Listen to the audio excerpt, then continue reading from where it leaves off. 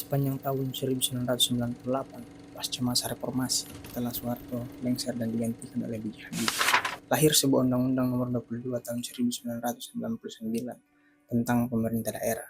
Undang-undang ini adalah komitmen pemerintah pusat untuk memberikan wewenang yang lebih kepada daerah untuk mengelola daerahnya sendiri. Sayangnya, upaya yang awalnya untuk menciptakan pemerataan pembangunan dan kesejahteraan masyarakat yang berkeadilan justru melahirkan problem yang baru seperti ketidakmampuan mandiri secara fiskal, korupsi, dan munculnya dinasti di tingkat elit lokal.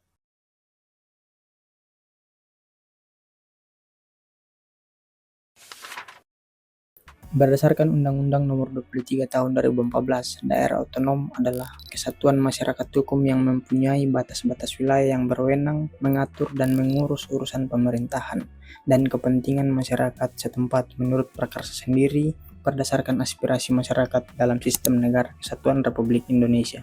Bentuk dari daerah otonom ini dapat berupa provinsi, kota, dan kabupaten. Otonomi daerah adalah satu kebijakan yang sangat penting di Indonesia pasca reformasi. Ini adalah wujud dari konsep desentralisasi. Desentralisasi sendiri adalah penyerahan wewenang pemerintah pusat kepada pemerintah daerah untuk mengatur dan mengurus urusan pemerintahan. Pembentukan daerah otonomi dapat berupa pemekaran daerah dan penggabungan beberapa daerah dengan syarat yang berbeda-beda. Diklasifikasikan berdasarkan mekanisme pembentukannya. Pemekaran daerah dapat berupa pemecahan daerah provinsi atau kabupaten kota menjadi dua atau beberapa daerah baru, dan penggabungan bagian daerah dari daerah yang bersandingan dalam satu provinsi menjadi satu daerah baru. Pemekaran daerah dilakukan melalui tahapan daerah persiapan provinsi atau daerah persiapan kabupaten kota. Terkait daerah persiapan ini, ada dua persyaratan pemekaran daerah yang wajib dipenuhi, yakni persyaratan dasar dan persyaratan administrasi. Persyaratan dasar meliputi persyaratan dasar kewilayahan dan persyaratan kapasitas daerah. Persyaratan dasar kewilayahan yang dimaksud meliputi luas wilayah minimal, jumlah penduduk minimal, batas wilayah, cakupan wilayah, dan batas usia minimal provinsi, kabupaten kota, dan kecamatan. Kemudian, persyaratan kapasitas daerah adalah kemampuan daerah untuk berkembang dalam wujud kesejahteraan masyarakat. Persyaratan ini meliputi parameter geografi, demografi, keamanan sosial politik, adat, tradisi, potensi ekonomi, keuangan daerah, dan kemampuan penyelenggaraan pemerintahan. Sementara itu, persyaratan administratif terbagi atas daerah provinsi dan daerah kabupaten kota.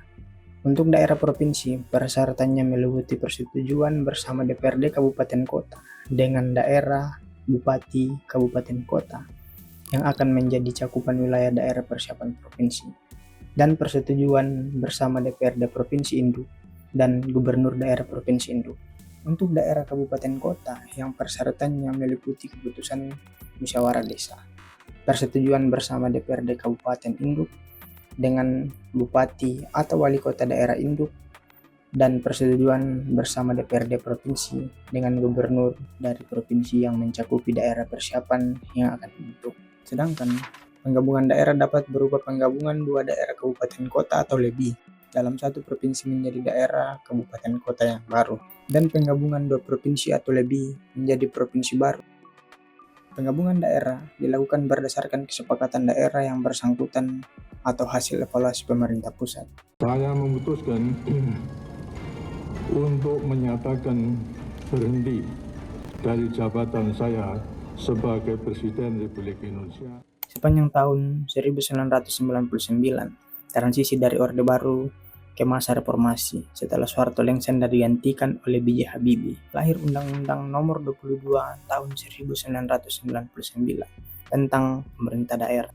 Undang-undang ini adalah komitmen B.J. Habibie untuk memberikan wewenang penuh kepada pemerintah daerah, kecuali urusan politik luar negeri, pertahanan, peradilan, dan urusan moneter. Undang-undang baru ini disambut dengan penuh semangat, dengan implikasi yang luar biasa. Saat itu pembentukan daerah otonomi baru makin masif. Sepanjang 7 provinsi, 115 kabupaten, 26 kota yang terbentuk sebagai daerah otonomi baru. Hingga saat ini, daerah otonomi di Indonesia sebanyak 38 provinsi, 415 kabupaten, dan 93 kota di seluruh Indonesia. Reformasi tahun 1998 telah mengubah sistem pemerintahan Indonesia yang semula berbentuk sentralisasi menjadi desentralisasi. Perubahan tersebut diharapkan dapat mewujudkan demokratisasi dengan memberikan kesempatan yang luas kepada masyarakat untuk berpartisipasi dalam pelaksanaan pembangunan daerah. Pemekaran daerah digadang-gadang sebagai salah satu cara untuk pembangunan daerah dengan meningkatkan fungsi pelayanan publik yang efektif bagi masyarakat agar tercipta birokrasi pemerintahan yang efisien, berdaya guna untuk mendorong kesejahteraan masyarakat. Terlebih di era globalisasi yang penuh dengan tantangan dan peluang, pelayanan publik memang harus dioptimalkan oleh aparatur pemerintah agar mampu memberikan pelayanan yang sebaik-baiknya. Maka dari itu, salah satu alasan yang selalu digunakan dalam pemekaran ialah agar pelayanan publik lebih dekat dan berdampak langsung pada kesejahteraan serta percepatan pembangunan dengan cara mengatur dan mengelola daerahnya sendiri. Setidaknya ada 3 alasan utama yang sering digunakan untuk melakukan pemekaran daerah. Pertama, wilayah suatu daerah yang sangat luas, sehingga berdampak pada kurang optimalnya pelayanan publik. Kedua, alasan kesenjangan pembangunan suatu wilayah, sehingga menciptakan gap yang tinggi antara wilayah karena pembangunan yang tidak merata. Alasan ini digunakan untuk mengejar ketertinggalan pembangunan suatu daerah, sehingga pembangunan suatu daerah diharapkan dapat lebih merata dan menjadi daerah yang lebih maju setelah dilakukan pemekaran. Ketiga, kurang optimalnya pemanfaatan sumber daya alam dan rendahnya kualitas sumber daya manusia. Alasan ketiga ini juga berkaitan erat dengan luasnya suatu wilayah dan kesenjangan pembangunan suatu daerah. Minimnya pembangunan infrastruktur yang mendukung dalam mempercepat pertumbuhan ekonomi dan pembangunan daerah menjadi pertimbangan untuk melakukan pemekaran dengan harapan dapat terwujudnya kemandirian suatu daerah melalui optimalisasi sumber daya alam, kualitas sumber daya manusia, dan pembangunan infrastruktur yang mendukung dan merata. Upaya yang awalnya mendekatkan kehadiran negara ke tengah-tengah masyarakat melalui pemekaran wilayah ternyata tidak sepenuhnya berjalan ideal. Bahkan, mayoritas daerah hasil pemekaran gagal karena tidak memiliki kemandirian secara fiskal serta bermasalah dari sisi pelayanan publik. Banyak daerah yang dimekarkan ternyata belum siap memberikan kesejahteraan bagi masyarakat, meningkatkan daya saing, dan membangun sistem pemerintahan yang baik.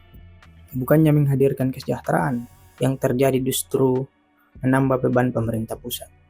Bahkan setelah 26 tahun pelaksanaan otonomi daerah, separuh dari total provinsi di Indonesia belum dapat mandiri secara fiskal dan bergantung penuh pada dana transfer pemerintah pusat. Persoalan yang tak kunjung selesai menunjukkan fondasi otonomi daerah di Indonesia masih keropos. Badan Pemeriksa Keuangan (BPK) menyatakan 88% pemerintah daerah berstatus belum mandiri dalam pengelolaan anggaran, pendapatan, dan belanja daerah. Hal ini membuat mereka masih tergantung pada transfer dana dari pemerintah pusat. Hasil pemeriksaan BPK juga menunjukkan sebanyak 468 Pemda atau 93% dari total Pemda yang masih memegang status pengelolaan keuangan yang sama sejak tahun 2013 hingga tahun 2020. Artinya, tingkat kemandirian fiskal mereka tidak berkembang dalam kurun waktu 7 tahun. Parahnya, terdapat sejumlah daerah yang pendapatan asli daerahnya di bawah 30%. Berdasarkan data Kementerian Dalam Negeri terkait APBN Provinsi seluruh Indonesia, tahun anggaran 2021, terdapat 10 provinsi yang masing-masing diantaranya Papua Barat, Papua, Maluku, Aceh, Sulawesi Barat, Maluku Utara, Gorontalo, Sulawesi Tengah, Sulawesi Tenggara, dan Bangka Belitung. Ini baru bicara soal kemandirian fiskal. Belum lagi masalah yang lain, seperti maladministrasi, akuntabilitas, korupsi, dan sistem anggaran. Kemandirian fiskal daerah yang sangat rendah menjadi barometer bahwa keberhasilan otonomi daerah tidak terjadi. Pemerintah pusat kini telah melakukan moratorium untuk membendung pembentukan daerah otonomi baru, kecuali 3 provinsi baru di Papua. Presiden Joko Widodo mengatakan pemerintah masih menerapkan moratorium daerah otonomi baru.